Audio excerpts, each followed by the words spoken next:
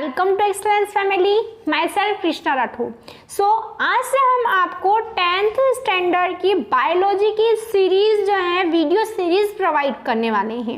इन chapters में हम पढ़ने वाले हैं ओनली बायोलॉजी के बारे में कि 10th की जो बायोलॉजी के जो मुख्य चैप्टर है या फिर हमका इसका जो सिलेबस है उसमें कौन कौन सी चीज़ें शामिल होती हैं। सबसे पहले अगर हम बात करें इसमें जो मेन टॉपिक्स होते हैं बायोलॉजी से रिलेटेड, जैसे कि प्रजनन है ना, रिप्रोडक्शन जिसको हम कहते हैं, उसके बाद में पोषण, और इसी के साथ साथ जितने भी क्रम होते हैं, जितने भी जैविक क्रम या फिर प्रक्रम होते हैं जो कि हमारे शरीर में अनुरक्षा का कार्य करते हैं, ये सभी चीज़ें इस चैप्टर के अंदर हम पढ़ेंगे। ठीक है, यहीं से जो है आपकी बायोलॉजी का जो बेस है वो बेस शुरू होता है। इस चैप्टर का नाम है जैव प्रक्रम, है ना। इस चैप्टर का नाम क्या है? जैव प्रक्रम, या फिर इसको बायोलॉजिकल प्रोसेस भी कहा जाता है। अब सबसे पहले चैप्टर शुरू करने से पहले इस शब्द का मतलब समझिए कि ये जैव प्रक्रम या फिर बायो प्रोसेसेस जो है ये होती क्या है। तो ये ऐसी प्रोसेसेस होती हैं, ऐसे प्रोसेस होते हैं जिसमें कि क्या काम करते हैं, हमारे शरीर में मुख्य भूमिका निभाते हैं कि क्या करने के लिए, अनुरक्षा के लिए। ऐसे क्रम जो हमारे शरीर का अनुरक्षण करते हैं वे सब प्रक्रम क्या कहलाते हैं? जैव प्रक्रम, या फिर ये सारे तंत्र, ये सारे क्रम मिलकर के किसका निर्माण करते हैं? एक विशिष्ट प्रकार के जैव प्रक्रम का निर्माण करते हैं। ठीक है, अब ये जैव प्रक्रम जो है विभिन्न प्रकार के होते हैं। जैसे कि अगर हम बात करें न्यूट्रिशन से, न्यूट्रिशन भी इसके अंतर्गत आता है। ठीक है, अगर हम बात करते हैं डाइजेशन से, डाइजेशन भी इसमें आता है, रिस्पायरेशन इसमें आता है, इवन एक्सक्रीशन जो है वह भी इसके अंदर आता है। ठीक है, तो यहाँ पर इस चैप्टर में हम पढ़ेंगे कि जो छोटी छोटी संरचनाएं होती हैं या फिर हमके जो छोटे छोटे तंत्र हैं वो किस रूप में या फिर किस प्रकार से हमारे शरीर के अंदर कार्य करते हैं। So while waiting for, let's start our topics. ठीक है, आज हम पढ़ने वाले हैं जैव प्रक्रम का जो बेसिक है ना, जो आपकी बुक में इंट्रो दे रखा है उसी से मैं स्टार्ट करने वाली हूँ इसको। हम जो है जो सजीव और निर्जीव रहते हैं, ठीक है, हम दो रूप में हमारे आसपास जो चीज़ें रहती हैं या फिर जो ऑर्गेनिज्म रहते हैं उनको हम दो कैटेगरी में डिवाइड करते हैं, बायोटिक और अबायोटिक, यानी कि लिविंग थिंग और नॉन लिविंग थिंग। ठीक है, हम जैव तथा अजैव में कैसे अंतर स्पष्ट करते हैं? अब जैव और अजैव में अंतर स्पष्ट हम कैसे करेंगे? ऑब्वियसली वह जीव जो कि श्वसन करता है उसको अपन किसके अंदर लेते हैं? सजीव के अंदर, और जो नहीं करता है वो किसके अंदर, उसको हम किसके अंदर लेते हैं? निर्जीव के अंदर लेते हैं। तो यहाँ पर सोचने का विषय ये है कि क्या एक व्यक्ति सो जाता है, एक जीव सो जाता है, तब भी क्या हम उसको जीवित बोलते हैं या फिर वह निर्जीव बन जाता है? तो इसी कुछ इंटरेस्टिंग बातों का पता लगाने के लिए हम आपके लिए चैप्टर और इजी और इंटरेस्टिंग वे में आपको यहाँ पर प्रोवाइड कर रहे हैं। ठीक है, यदि हम कुत्ते को दौड़ते देखते हैं या गाय को जुगाली अथवा गली में एक इंसान को जोर से चीखते हुए देखते हैं तो हम समझ जाते हैं कि ये जीव क्या है? सजीव है। यदि कुत्ता, गाय या इंसान सो रहे हैं तब भी क्या हम सोचेंगे कि ये सजीव है? जी बिल्कुल, आप उस समय यही इमेजिन करोगे कि ये सजीव है, क्योंकि अगर हम सो भी रहे होते हैं, अगर मैं यहाँ पर बैठी भी हूँ, आप मुझको मेरा ये लेक्चर देख भी रहे हैं, तब भी आप कौन सी कैटेगरी में हैं? सजीव वाली कैटेगरी में है ना, लिविंग वाली कैटेगरी में है। चाहे आप मोबाइल पकड़ के सिर्फ मेरी बातें सुन रहे हैं फिर मुझको देख रहे हैं, इसका मतलब ये नहीं है कि वहाँ पर आप निर्जीव हो गए, आप क्या हैं? सजीव हैं। क्यों है? क्योंकि ये सारी जो क्रियाएं हैं हमारे शरीर में, ये जब हम सो रहे होते हैं, बैठे रहते हैं, चलते रहते हैं, सारे समय ये क्रियाएं हमारे शरीर में चलती रहती हैं। बंद कब होगी? जब हमारी मृत्यु होगी। ठीक है, लेकिन हम यह कैसे जानेंगे? हम उन्हें सांस लेते देखते हैं और जान लेते हैं कि वे सजीव हैं। पौधों के बारे में हम कैसे जानेंगे कि वे सजीव हैं? हम में से कुछ कहेंगे कि वे हरे दिखते हैं, लेकिन उन पौधों के बारे में क्या जिनकी पत्तियां हरी न होकर अन्य रंग की होती हैं? वे समय के साथ वृद्धि करते हैं, अतः हम कह सकते हैं कि वे सजीव हैं। दूसरे शब्दों में हम सजीव के सामान्य प्रमाण के तौर पर कुछ गतियों पर विचार करते हैं। हम क्या बोलते हैं? जो गति करता है, जो श्वसन करता है वो सजीव है, और जो नहीं करते हैं वे निर्जीव हैं। अब यहाँ पर यदि ये वृद्धि जो है संबंधित या अन्य गतियां हो सकती हैं, लेकिन वह पौधा भी सजीव है जिसमें वृद्धि परिलक्षित नहीं होती है। हम प्लांट्स को कौन से कैटेगरी में लेते हैं, यहाँ पर लिविंग कैटेगरी में लेते हैं, लेकिन वो तो वृद्धि करता है लेकिन गति तो करता ही नहीं है। तो यहाँ पर क्या हम ये बोल देंगे कि पौधा जो है सजीव नहीं है, वह निर्जीव है? हम ऐसा बिल्कुल नहीं बोल सकते हैं, क्योंकि भले उसमें गति नहीं हो रही है लेकिन उसमें वृद्धि होती है, उसका विकास होता है, प्लस उसमें रेस्पिरेशन जैसी क्रियाएं, पोषण जैसी क्रियाएं भी संपन्न होती हैं, इसलिए वह क्या है, पूर्ण रूप से एक सजीव है। कुछ जंतु सांस तो लेते हैं परंतु जिनमें गति स्पष्ट रूप से दिखाई नहीं देती है, वो भी क्या है, सजीव है। अतः दिखाई देने वाली गति जीवन के परिभाषित लक्षण के लिए पर्याप्त नहीं है। हम बोलते हैं ना कि ये तो गति नहीं कर रहा है, इसका मतलब ये क्या है, निर्जीव है। तो यहाँ पर ये इंपॉर्टेंट फैक्टर नहीं है, ठीक है ना, कि जरूरी नहीं है कि जो सजीव है वह गति करे। हम बहुत से जीवों को भी देखते हैं, इंक्लूडिंग हमको भी इस चीज में अपन ले सकते हैं। बहुत से जो हैंडीकैप्स रहते हैं, जो चल नहीं पाते हैं, किसी न किसी प्रकार से ग्रसित रहते हैं, क्या हम उनको भी निर्जीव बोल देते हैं? नहीं बोलेंगे, ठीक है ना। तो ये पर्याप्त लक्षण या फिर पर्याप्त कैरेक्टर नहीं है किसी भी चीज को लिविंग कहने के लिए। अति सूक्ष्म स्केल पर होने वाली गतियां आंखों से दिखाई नहीं देती हैं। उदाहरण के लिए अणुओं की गतियां, हम अणुओं की गतियों को जो है नेक्ड आई से बिल्कुल देख नहीं सकते, क्योंकि बिल्कुल छोटे होते हैं, बिल्कुल सूक्ष्मतम ये कण होते हैं। क्या यह अदृश्य आणविक गति हमारे जीवन के लिए आवश्यक है? बिल्कुल आवश्यक है। यदि हम यह प्रश्न किसी व्यवसायी जीव विज्ञानी से करें तो उसका उत्तर सकारात्मक होगा। जैसा कि मुझसे करेगा तो मैं भी इसका आंसर कैसे दूंगी, पॉजिटिव ही दूंगी। वास्तव में विषाणु के अंदर आणविक गति नहीं होती है जब तक कि वे किसी कोशिका को संक्रमित नहीं करते हैं, है ना। मतलब ये जो है लिविंग और नॉन लिविंग के बीच की क्या है, एक लिंक है, क्योंकि ये क्या करता है, जो निर्जीव रहते हैं उसके शरीर के बाहर तो ये इनएक्टिव रहेंगे, कोई क्रिया नहीं करेंगे, लेकिन जैसे ही ये सजीव शरीर की कोशिकाओं के संपर्क में आते हैं वैसे ही क्या करने लग जाते हैं, अपना प्रभाव दिखाना शुरू कर देते हैं। अतः इसी कारण यह विवाद बना हुआ है कि ये वास्तव में सजीव हैं या फिर निर्जीव हैं। तो अपन को विवाद नहीं करना है, अपन यहाँ पर सिर्फ इतना ध्यान रखें कि ये जो है इन दोनों के बीच की कड़ी है, मतलब कि इन दोनों के लक्षणों को अभिव्यक्त यहाँ पर ये करता है, ठीक है। जीवन के लिए आणविक गतियां क्यों आवश्यक है? पूर्व कक्षाओं में हम देख रहे हैं कि कुछ जीव की संरचना सुसंगठित होती हैं, उसमें ऊतक हो सकते हैं, ऊतकों में कोशिकाएं होती हैं, कोशिकाओं में छोटे छोटे घटक होते हैं। सजीव की यह संगठित एवं सुव्यवस्थित संरचना समय के साथ साथ पर्यावरण के प्रभाव के कारण विघटित होने लगती है। यदि यह व्यवस्था टूटती है तो जीव और अधिक समय तक जीवित नहीं रह पाएगा।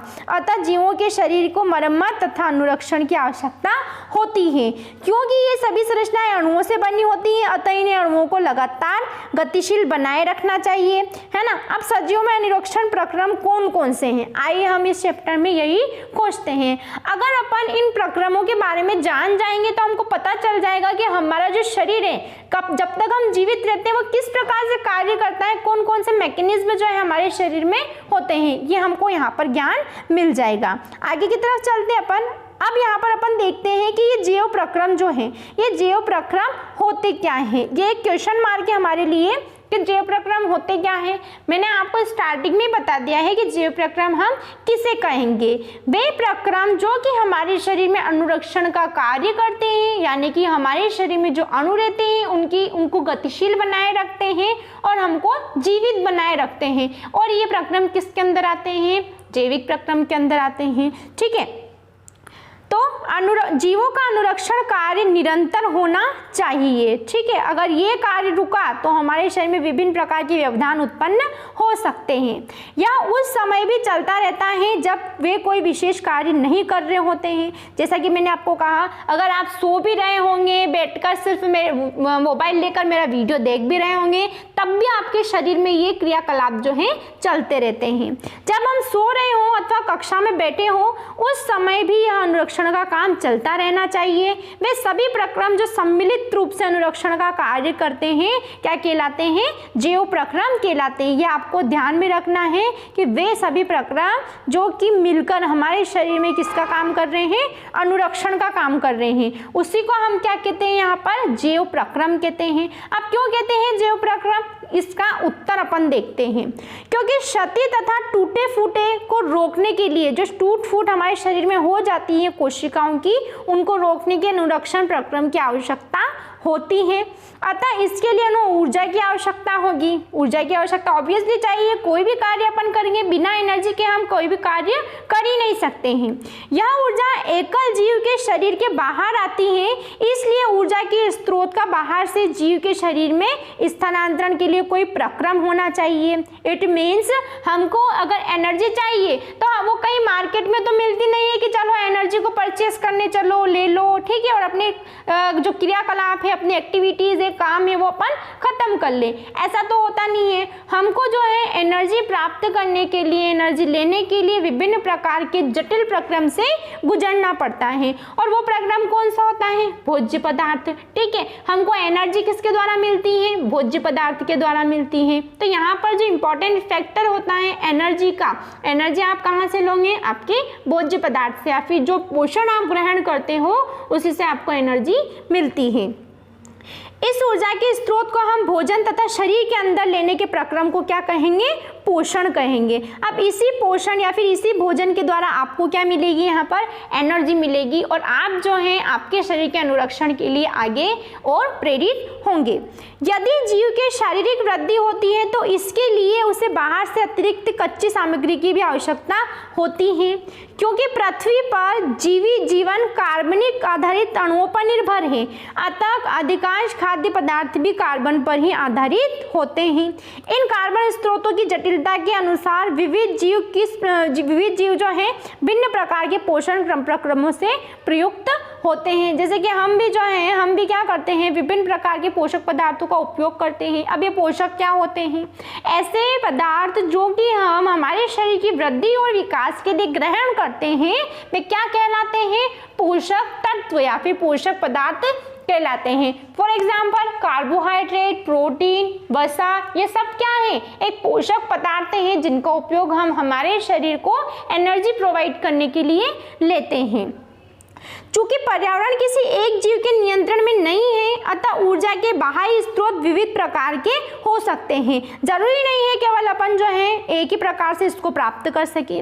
शरीर के अंदर ऊर्जा के इन स्रोतों के विघटन या निर्माण की आवश्यकता होती है, जिससे यह अंततः ऊर्जा के एक समान स्रोत के रूप में परिवर्तित हो जाने चाहिए। मतलब अपन जो है फूड है उसको इंटेक्ट तो कर लेंगे, उसको ग्रहण तो कर लेंगे, उसके बाद में बहुत सारी क्या होती है? बायोलॉजिकल प्रोसेस होती है, उसके द्वारा भोज्य पदार्थ का क्या किया जाता है? विघटन किया जाता है, और उसको सरल पदार्थों में क्या किया जाता है? अपघटित किया जाता है, जिसकी प्रोसेस अभी हम पढ़ेंगे।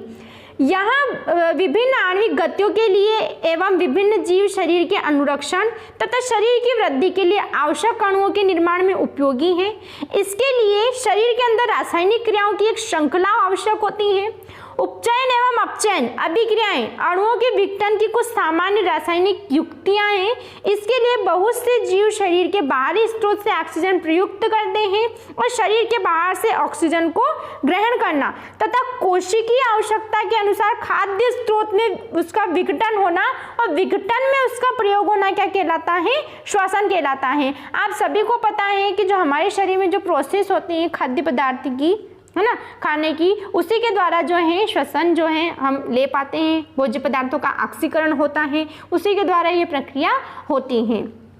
ठीक है, तो एक कोशिकीय जीव जो है, एक कोशिकीय जीव पूरी तरह पर्यावरण के संपर्क में नहीं रहती हैं, अतः इन्हें भोजन ग्रहण करने के लिए गैसों के आदान प्रदान करने या वर्ज्य पदार्थ के निष्कासन के लिए विशेष अंग की आवश्यकता नहीं होती है। ठीक है, क्यों नहीं होती है? क्योंकि न तो ये उस एटमॉस्फेयर के पूरे संपर्क में है और ना ही इनमें ऐसे विकसित अंग पाए जाएंगे जिसकी वजह से ये क्या कर सके, वहां पर अलग अलग प्रकार की प्रक्रिया संपन्न कर सके। ठीक है, लेकिन जब जीव के शरीर का आकार बढ़ता है तथा शारीरिक अभिकल्प अधिक जटिल हो जाता है, तब तब क्या होता होगा, मतलब तब ये किस प्रकार से अपना पोषण ग्रहण करता होगा।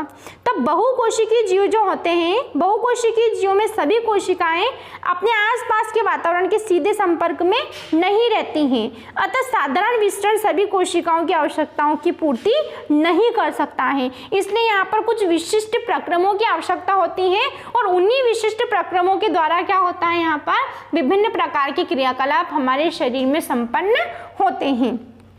हम पहले भी देख चुके हैं कि बहुकोशिकीय जीवों में विभिन्न कार्यों को करने के लिए भिन्न भिन्न अंग विशिष्टीकृत होते हैं। जैसे कि अगर हम बात करें श्वसन के लिए हमारे शरीर में क्या होते हैं, लंग्स होते हैं। रक्त के संचरण के लिए हमारे शरीर में हृदय है जो कि ब्लड को पंप करने का काम करता है।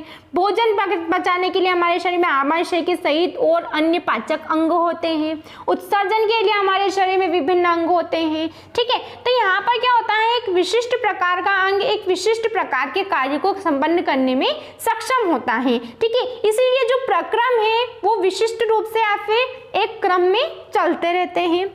हम इन विशिष्टीकृत ऊतकों से तथा जीवों के शरीर में उनके संगठन से परिचित हैं, अतः इनमें से कोई आश्चर्य नहीं है कि भोजन तथा ऑक्सीजन का अंतर्ग्रहण भी विशिष्टीकृत ऊतकों का ही कार्य होता है।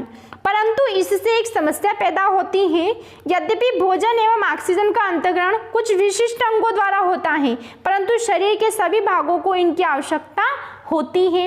इस स्थिति में जो भोजन है, इस स्थिति में भोजन एवं ऑक्सीजन जो है एक स्थान से दूसरे स्थान तक ले जाने के लिए वहन तंत्र की आवश्यकता होती है। अब हम जानते हैं कि हम फूड को इंटेक करते हैं, उसका डाइजेशन करते हैं और उसका इजेशन करते हैं, यानी कि अपशिष्ट पदार्थों को शरीर से बाहर निकालते हैं। लेकिन जो फूड हम इंटेक कर रहे हैं उससे जो हमको एनर्जी मिल रही है वो एनर्जी जो है हमारे पूरे शरीर को मिलनी चाहिए। जरूरी थोड़ी है कि उन्हीं अंगों को मिलनी चाहिए, ठीक है ना, और उन सारे अंगों को, हमारे शरीर के सारे अंगों तक वो एनर्जी जाएगी तभी हम क्या कर पाएंगे, पूर्ण रूप से विकसित हो पाएंगे, कार्य कर पाएंगे। तो यहाँ पर एक क्या सिस्टम होता है हमारे शरीर में जिसको हम बोलते हैं परिवहन तंत्र। ठीक है, अब यहाँ पर ये परिवहन तंत्र या वहन तंत्र क्या काम करता है, इस प्रकार की जो भोजन और ऑक्सीजन जो है उस भोजन और ऑक्सीजन को शरीर के विभिन्न भागों तक ले जाने का काम करता है। वहन का मतलब ही क्या होता है, एक स्थान से दूसरे स्थान तक किसी भी वस्तु को ले जाना। ठीक है, जब रासायनिक अभिक्रियाओं में कार्बन स्रोत तथा ऑक्सीजन का उपयोग ऊर्जा प्राप्ति के लिए होता है तब ऐसे उत्पाद भी बनते हैं जो शरीर की कोशिकाओं के लिए न केवल अनुपयोगी हैं बल्कि वे हानिकारक भी हो सकते हैं। इन अपशिष्ट उपोत्पाद को शरीर से बाहर निकालना अति आवश्यक है। इस प्रक्रम को हम क्या कहते हैं, उत्सर्जन या फिर एक्सक्रीशन कहते हैं। जिस प्रकार से विभिन्न प्रकार के जो भाग होते हैं, विभिन्न प्रकार के खाद्य पदार्थ होते हैं, इनको हमारे शरीर की आवश्यकता होती है, फिर हमारे शरीर को इनकी आवश्यकता होती है। इसी प्रकार से इनसे जो वेस्ट निकलता है या विभिन्न प्रकार के जो चीज़ें हम खाते हैं, जिन चीज़ों का हम उपभोग करते हैं, इनका एट लास्ट जो वेस्ट मटेरियल बनता है उस वेस्ट मटेरियल का यहाँ पर एक्सक्रीट होना भी बहुत आवश्यक होता है। तो वह तंत्र जो क्या करता है, अपशिष्ट पदार्थों के निष्कासन में सहायक होता है, वो क्या कहलाता है, उत्सर्जन तंत्र कहलाता है। इसके अंदर क्या आते हैं, उत्सर्जी अंग आते हैं जो कि इस प्रकार की प्रक्रियाओं को संपन्न करते हैं।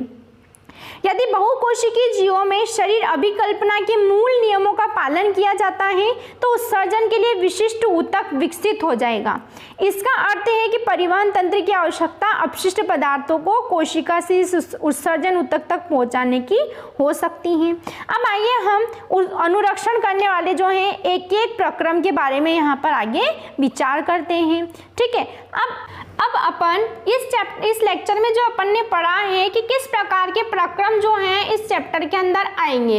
नेक्स्ट लेक्चर में हम पढ़ेंगे एक एक प्रक्रम या फिर एक एक सिस्टम के बारे में डिटेल से। ठीक है, नेक्स्ट लेक्चर में हमारा टॉपिक रहेगा न्यूट्रिशन का, पोषण का, कि किस प्रकार से मनुष्य में पोषण होता है, एक कोशिकीय जीवों में किस प्रकार से पोषण होता है और ये जो प्रक्रिया है कौन कौन से अंगों के द्वारा संपन्न कराई जाती हैं। ठीक है, इस लेक्चर में हमने जो है बेसिक जो होता है बायो प्रोसेसेस का वो कंप्लीट कर लिया है। अगले वीडियो में हम आपके लिए लाएंगे और अच्छे और इंटरेस्टिंग टॉपिक्स।